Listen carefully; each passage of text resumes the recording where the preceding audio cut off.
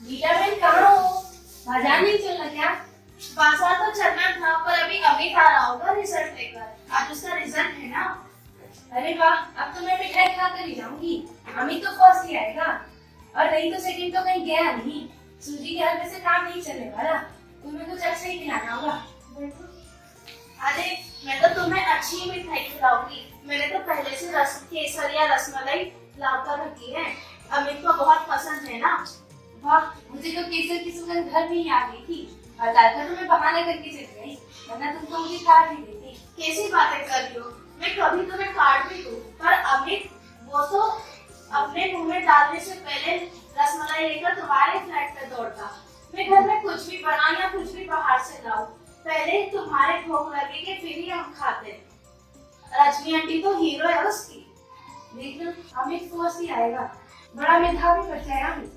देखना आगे चलकर क्या बनता है। बस बस ये सब तुम्हारा ही आशीर्वाद है। कांग्रेचुलेशन अमित। बधाई देने के लिए रजनी आंटी पहले से ही मौजूद है।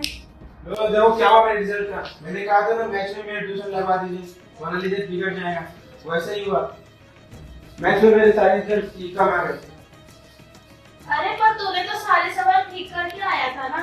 घर पे आके पापा के सामने भी पूरा पेपर किया फिर से। पापा ने कहा भी था कि 4-5 मार्क्स उसके सफाई वफाई के काट भी ले, पर 95 तो तेरे पक्के थे। पर मेरे तो कुछ 72 ही है। हिस्ट्री में 82, इंग्लिश में 86, सिविक्स में 88 और ड्राइंग में 90। सिर्फ मैथ्स में ही सबसे कम है। कम तो होंगी, ट्यूशन नहीं लेने से नहीं मिलते अच्छे नंबर। सर तो बार बार कहते ट्यूशन कर लो ट्यूशन कर लो। पर तेरी तुझे इंग्लिश में परेशानी थी तो उसकी ट्यूशन लगा दी थी हमने।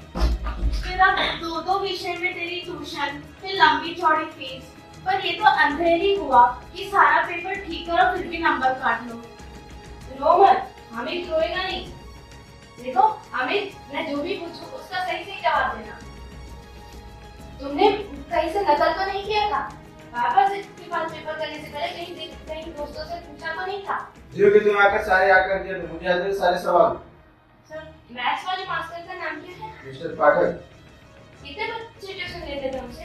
22 साल के शुरू में 7 लेते थे। हाफ ईयरली से पहले क्या में 15 हो गए थे। हाफ ईयरली से पहले 7 लेना शुरू किए थे, तभी से मुझे कहते थे ट्यूशन कर लो। पर हाफ ईयरली में तो इसके 96 आए थे। इसी ने आंटी कहा था कि क्लास में सबसे ज्यादा है। फिर भी करते थे ट्यूशन को? हाँ, कॉपी दिखाते वक्त भी कहा था तुमने किया तो बहुत अच्छा है, पर ये तो हाफ ईयरली है, बहुत आसान पेपर होता है इसका। ईयरली में अगर अच्छे नंबर चाहिए तो ट्यूशन ले लो। साथ बिल्कुल लेना भी शुरू कर दिया था, तो मैंने मम्मी पापा से कहा तो बस एक ही सवाल से जवाब, ये कमजोर बच्चे लेते ट्यूशन। रो मत, अमित रोएगा नहीं। रजनी आंटी को रोने वाले बच्चे बिल्कुल पसंद नहीं है। सही तो कह रही है मम्मी। अरे जब तुम्हारे अच्छे मार्क्स आते हैं, तुम मैथ्स में अच्छे हो, तो फिर ट्यूशन क्यों लेना? ट्यूशन तो कमजोर बच्चे लेते हैं ना। चलो बैठो। तो पूरा पसीना पसीना हो।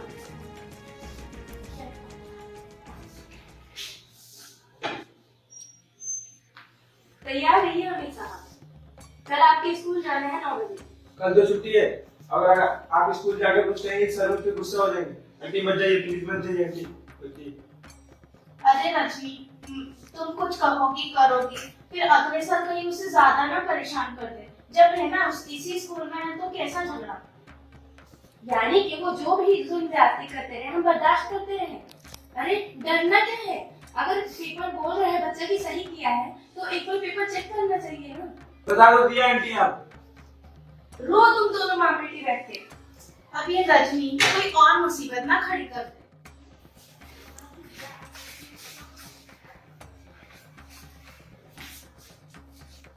रजनी, अमित, बैठिए। कहिए, मैं आपके लिए क्या कर सकता हूँ? मैं 7th क्लास के अमित सक्सेना की मैथ्स की कॉपी देखना चाहती हूँ, जिसका कल फाइनल एग्जाम का रिजल्ट निकला है। सॉरी मैम, ये एग्जाम की कॉपियाँ नहीं निकालते।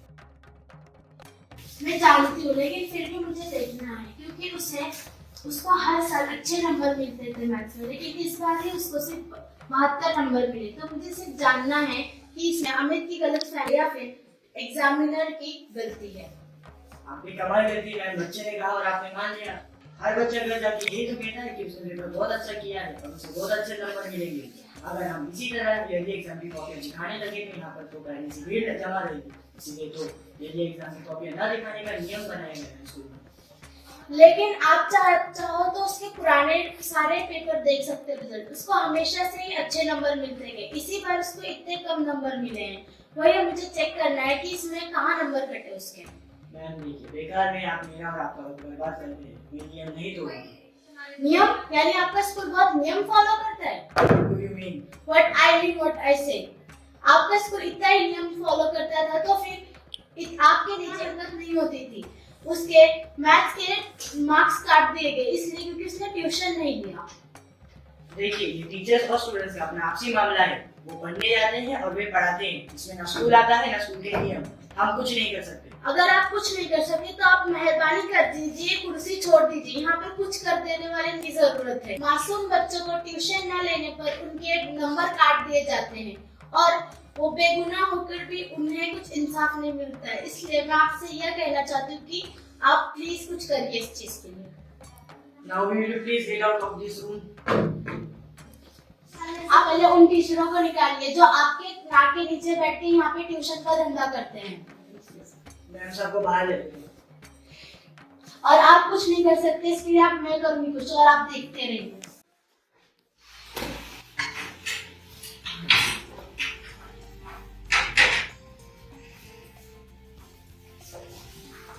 आज तुम कहीं भाग गई थी क्या? मैं कैसे मालूम? फोन किया था कि फाइल लगी थी, सोचा चपरासी को बोल के मंगवा लूंगा, पर घर पे कोई हो तो ना। तुम फाइल खुलकर जिसके बारे में मुझे कुछ पता भी नहीं और इसके लिए मुझे घर पे बैठना चाहिए, ये कैसी बात है? अच्छा बताओ गई कहाँ थी? अमित के स्कूल गई थी। और कहाँ? चाइल्ड फिर बताओ।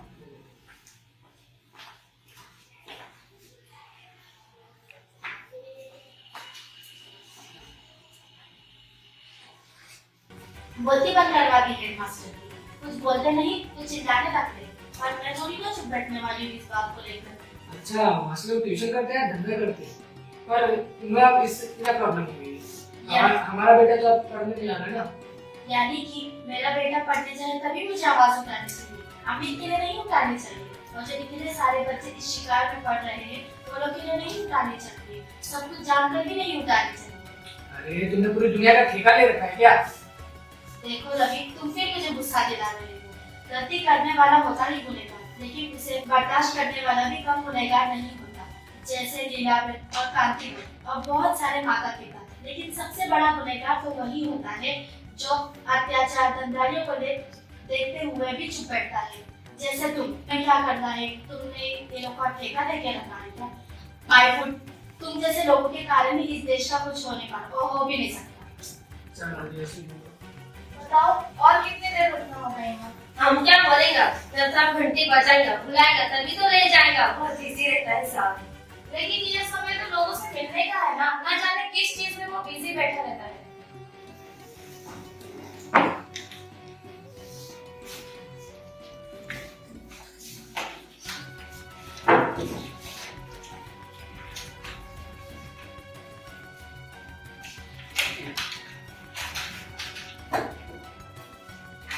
अरे अरे किधर क्यों जाता? घंटी बजा क्या? घंटी बजने के लिए बहुत टाइम है। अरे कैसी औरत है, सुनती से। आपको उस दिन देखे अंदर आना चाहिए था ना। स्लीप तो चपरासी की जेब में कब से पड़ी हुई है। क्या कह रही हो? मैं क्या कहूँ? अब ये सब सीधी सादी बातें भी मुझे भी समझानी पड़ेगी। छोड़िए, मैं किसी और काम से यहाँ आई हूँ। कहिए क्या काम है? देखिए, मैं स्कूल, विशेषकर प्राइवेट स्कूल और बोर्ड की तरफ से कोई जानकारी इकट्ठा करना चाहती हूँ। कोई रिसर्च प्रोजेक्ट है क्या? हाँ, ऐसे ही कुछ समझ लीजिए। Very interesting.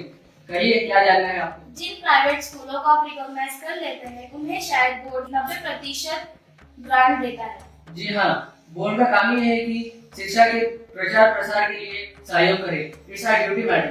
इतना बड़ा ऐड करने के बावजूद भी आपका उस पर कोई कंट्रोल नहीं होता? ऑफ कोर्स, बोर्ड के कई सारे नियम स्कूलों को फॉलो करने पड़ते हैं। जैसे सिलेबस बोर्ड बनाता है, फाइनल ईयर के एग्जाम भी बोर्ड कंडक्ट करता है।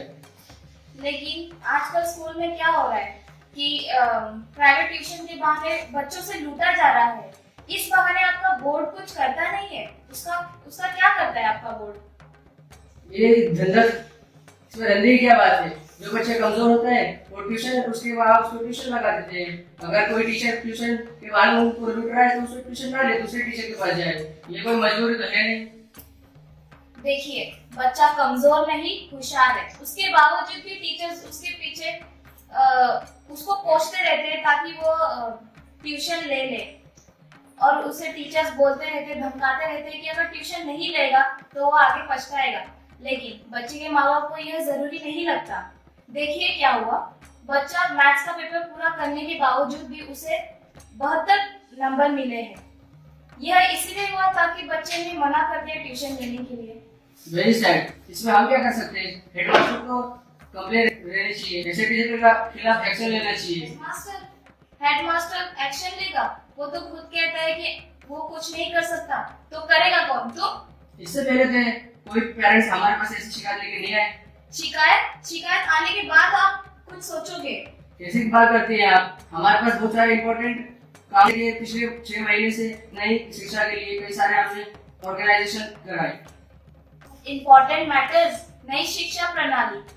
पहले तो आप इस नई शिक्षा प्रणाली के छेद को बंद कीजिए, नहीं तो बच्चे के भविष्य के साथ साथ आपकी नई शिक्षा प्रणाली भी गड्ढे में चली जाएगी। आप पहली महिला है और शायद लास्ट भी है। इसके बाद कोई नहीं आएगा। ठीक है, तो फिर मैं शिकायत बंद करना नहीं छोड़ूंगी। और भाइयों, इतनी बड़ी संख्या में आपकी उपस्थिति और जोश ही बता रहा है कि अब हमारी मंजिल दूर नहीं है। माँ इस लायक नहीं होती कि अपने बच्चों को पढ़ा सके, इसलिए वो बच्चों को ट्यूशन लेने भेजती है। तो इसका मतलब ये नहीं है कि अगर बच्चा पढ़ाई में अच्छा है तो उसे जबरदस्ती करके ट्यूशन को भेजा जाए। बोर्ड का प्रस्ताव नियम तोड़ने वाले टीचर्स के खिलाफ सख्त से सख्त कार्रवाई की जाए।